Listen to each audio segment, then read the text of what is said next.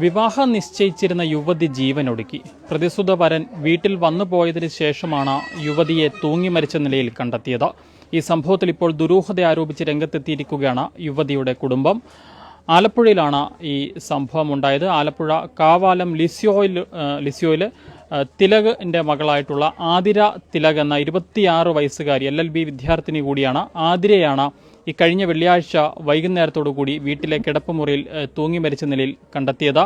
ഈ സംഭവത്തിലാണ് ഇപ്പോൾ ദുരൂഹത ആരോപിച്ച കുടുംബം രംഗത്തെത്തിയിരിക്കുന്നത്. ആതിരയുടെ പിതാവ് ഇപ്പോൾ നമുക്കൊപ്പം ചേരുകയാണ്. എന്താണെന്ന് വെള്ളിയാഴ്ച എന്താണ് സംഭവിച്ചത്?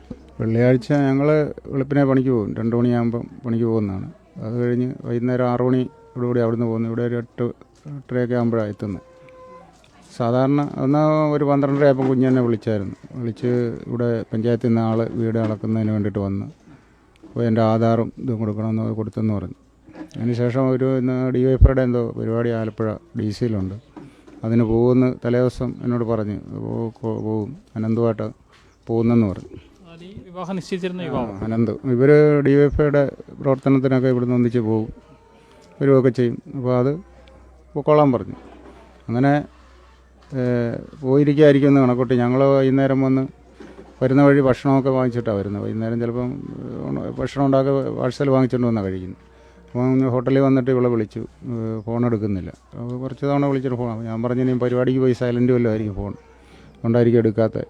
അപ്പം സാധാരണ ഉടനെ ഈ അനന്തുവിനെ ബേബി എൻ്റെ ഭാര്യ വിളിച്ചിട്ട് ഒരു 5-6 തവണ വിളിച്ചിട്ടും ഇവനും ഫോൺ എടുക്കുന്നില്ല. അപ്പോൾ എപ്പോഴാണേലും ഒരു തവണ വിളിച്ചതിനെയും അന്നേരം എടുത്തില്ല, ഉടനെ തന്നെ തിരിച്ച് ബേബി വിളിച്ചാൽ അപ്പോൾ എടുക്കുന്ന. അന്നത്തെ ദിവസം ഫോൺ എടുത്തിട്ടില്ല.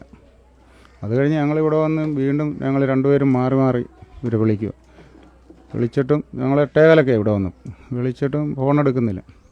അപ്പോൾ അവൻ്റെ അമ്മ ബേബി വിളിച്ചു, ഞാനെ കാണാൻ എന്തോ അവിടെ ഉണ്ടോ, ഇവർ രണ്ടും കൂടെ പോയിട്ട് രണ്ടുപേരും ഫോൺ എടുക്കുന്നില്ല, എന്താ കാര്യമെന്ന് അറിയുന്നില്ലെന്ന് പറഞ്ഞു. അപ്പോൾ ഞങ്ങൾ ഇവിടെ വന്നിട്ട് മേളിൽ കയറി നോക്കുന്നില്ല, ഈ ഒരു പരിപാടിക്ക് പോയിരിക്കുക എന്നുള്ളൊരു ധാരണയിൽ തന്നെ നമ്മൾ നിൽക്കും.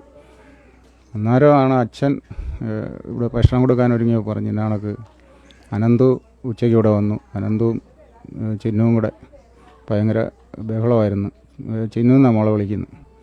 ചിന്നുവും കൂടെ ഭയങ്കര ബഹളമായിരുന്നു. അവൻ അവളെ തല്ലുകയൊക്കെ ചെയ്തു. അച്ഛൻ പ്രായമുള്ള 90 വയസ്സ് പ്രായമുള്ള അച്ഛൻ മാത്രമേ വീട്ടിലുള്ളൂ. അപ്പോൾ ഞങ്ങൾ പോയി കഴിഞ്ഞാൽ ഞാനും അച്ഛനും ഭാര്യയും മോളേ ഉള്ളു ഇവിടെ. അപ്പോൾ അവൾ ഇവിടെ നിൽക്കാൻ തുടങ്ങി. ഇപ്പോൾ ഒരു മാസം ആയുള്ളൂ ഹോസ്റ്റലിൽ നിന്നെല്ലാം വന്നിവിടെ നിൽക്കാൻ തുടങ്ങിയിട്ട്. അപ്പോൾ ഈ വഴക്കുണ്ടാക്കി ചിന്നു മേളിലോട്ട് പോയി, പിന്നെ കണ്ടിട്ടില്ലെന്ന് പറഞ്ഞു. അന്നേരം ഭാര്യ എന്നോട് വന്നാൽ മേളവനും കിടന്ന് ഉറങ്ങുന്നുണ്ടോ എന്ന് നോക്കാം എന്നാന്ന് പറഞ്ഞു. ഞാൻ ചെന്ന് മേളിൽ ചെല്ലുമ്പോൾ കാണുന്നത് ഈ ജനലിൻ്റെ ഒരു ബെഡ്ഷീറ്റ് തൂങ്ങി ജനൽപ്പടിയുടെ താഴെ മുഖം വെച്ച് കിടക്കുന്ന കുഞ്ഞിനെ ഞാൻ ചെന്ന് പെട്ടെന്ന് ഇങ്ങനെ താങ്ങി പൊക്കി നോക്കി ഉടനെ കെട്ടടിച്ച് വിട്ടിട്ട് മൂക്കിലൊക്കെ വെച്ച് നോക്കിയപ്പം അനക്കമൊന്നുമില്ല.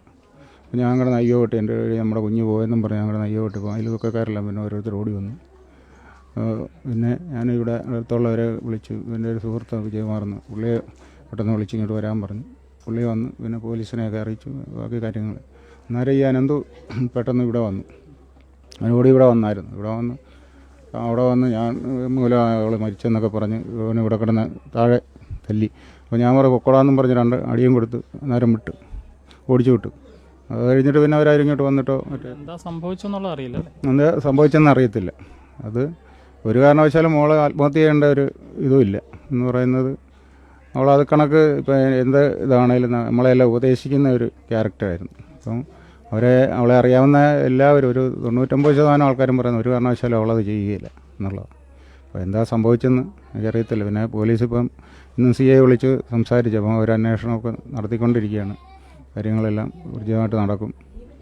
അവസാന വർഷ വിദ്യാർത്ഥിനിയല്ല, അവസാന വർഷം പരീക്ഷയെല്ലാം കഴിഞ്ഞു. ഈ 15-ാം തീയതി ജനുവരി 15-ന് റിസൾട്ട് വരുമെന്നാണ് പറഞ്ഞിരിക്കുന്നത്. അപ്പം ഫെബ്രുവരിയിൽ എൻറോൾമെൻറ്റ് ചെയ്യാമെന്നെല്ലാം പറഞ്ഞ് എല്ലാം കാര്യങ്ങളെല്ലാം ഇപ്പോൾ അവിടെ ഹൈക്കോടതി പോകണം. അതുവരെ എല്ലാം പ്ലാൻ ചെയ്തെല്ലാം വെച്ചിരുന്നു. അപ്പോൾ ഇതെന്താ സംഭവം എന്ന് എനിക്കറിയത്തില്ല. ഒരു കാരണവശാലും മോള് ആത്മഹത്യ ചെയ്യുമെന്ന് ഞാൻ വിശ്വസിക്കുന്നില്ല. ആലപ്പുഴ കാവാലം ലിസിയോ സ്വദേശിയായിട്ടുള്ള തിലകിൻ്റെ മകൾ ആതിര തിലക 26 വയസ്സുകാരിയാണ്. ആതിര LLB വിദ്യാർത്ഥിനിയാണ്. ആതിരയാണ് കഴിഞ്ഞ വെള്ളിയാഴ്ച രാത്രിയോടുകൂടി വീട്ടിലെ കിടപ്പുമുറിയിൽ ജനൽ കമ്പിയിൽ തൂങ്ങി മരിച്ച നിലയിൽ കണ്ടെത്തിയത്. ആതിരയുടെ പിതാവും മാതാവും ഈ സമയത്ത് വീട്ടിലുണ്ടായിരുന്നില്ല. പ്രായമുള്ള മുത്തശ്ശൻ മാത്രമാണ് വീട്ടിലുണ്ടായിരുന്നത്. വിവാഹം നിശ്ചയിച്ചിരുന്ന യുവാവ് ഉച്ചയോടുകൂടി വീട്ടിലേക്ക് വന്നിരുന്നുവെന്നും ഇരുവരും തമ്മിൽ, അതായത് ആതിരയുമായ യുവാവ് പ്രശ്നങ്ങളുണ്ടായി, വഴക്കുണ്ടായി എന്നും മുത്തശ്ശൻ ഈ മാതാപിതാക്കളോട് പറയുകയും ചെയ്തിട്ടുണ്ട്. പിന്നീട് എന്താണ് സംഭവിച്ചതെന്ന് അറിയില്ല. ആതിര മുകളിലേക്ക് കയറി പോകുന്നത് മാത്രമാണ് താൻ കണ്ടത് എന്നാണ് പറഞ്ഞത്. അദ്ദേഹം പ്രായത്തിൻ്റെതായ ബുദ്ധിമുട്ടുകളുള്ള വ്യക്തിയാണ്.